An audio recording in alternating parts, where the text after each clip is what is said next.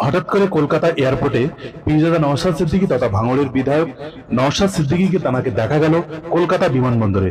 দর্শক, বিমানবন্দরে দেখে অনেকেই অবাক হয়েছেন যে তিনি কি আবার কোনো বিদেশ ভ্রমণ করবেন কিনা।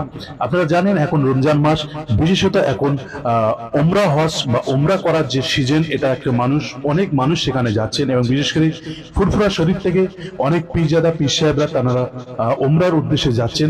তো সেই মতো পীরজাদা নওশাদ সিদ্দিকীকে দেখে অনেকেই ভাবতে শুরু করেছেন তিনি হয়তো বিদেশ ভ্রমণ করবেন কিনা বা তিনি ওমরার উদ্দেশ্যে যাচ্ছেন কিনা।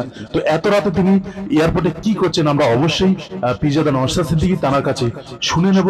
তারপরে আমরা যেটা জানতে পারলাম যে তিনি সাল থেকে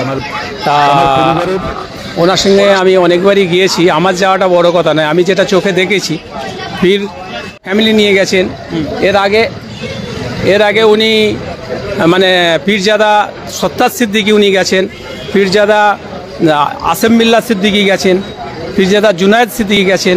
সবথেকে বড় কথা যেটা ভারতবর্ষে বিভিন্ন রাজ্যেতে যিনাকে বড় ভাইজান বলে পরিচিত, সারা বাংলায় যেখানে জেলায় জেলায় আব্বাস সিদ্দিকী অর্থাৎ বড় ভাই। আমার পরিবারের একাধিক সদস্য আজকে যাচ্ছেন, ওমরাতে যাচ্ছেন।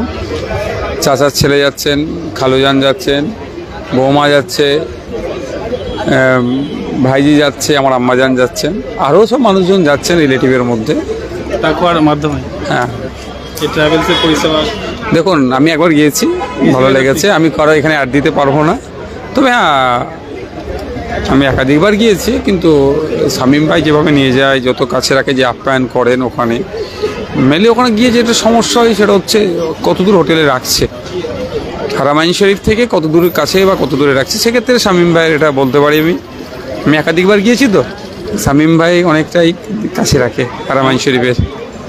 আমরা ভাবলাম আজকে আপনি বেরিয়ে যাচ্ছেন না, তো হঠাৎ দেখা হয়ে গেল।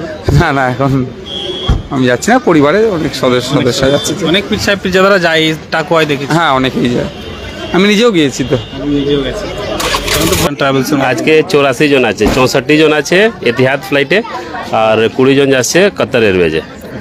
মোটে 84 জন আছে আজকে। আপনি তো বলেছিলেন রমজানের বিশেষ প্যাকেজ রয়েছে, সেই প্যাকেজে যাচ্ছে।